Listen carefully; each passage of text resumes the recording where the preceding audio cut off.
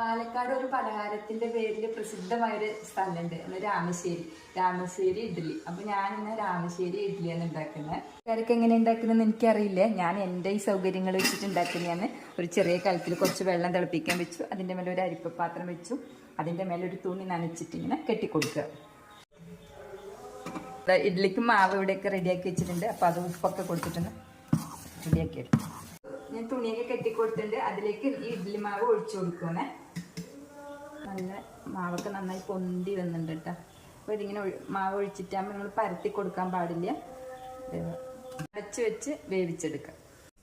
നമ്മുടെ രാമശ്ശേരി ഇഡ്ഡലി വെന്തോന്ന് നോക്കിയേക്കാം. ഇത് പച്ചെറുക്കിലാണ്. പച്ചെറുക്കിലുണ്ട് നമ്മളിങ്ങനെ മാവ് കുത്തി കൊടുത്തു കഴിഞ്ഞാൽ അറിയാം കേട്ടോ. ഇതിനെ ഒട്ടിപ്പിടിക്കാനത് വെന്തിട്ടില്ല എന്നാണ്. ഇത് നന്നായിട്ട് വെന്തിട്ട് ഇറുക്കി ഒട്ടി ഇന്ന് എടുക്കാൻ നോക്കാതാ വെച്ചു കൊടുക്കുക.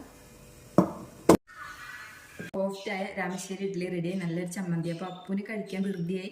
അപ്പോൾ മുഴുവനാകാൻ നിൽക്കുന്നില്ല, അപ്പൂന് കഴിക്കാൻ കൊടുക്കുക കേട്ടോ. അപ്പം മണി രാമശ്ശേരി ഇഡ്ഡലി കേട്ടാ.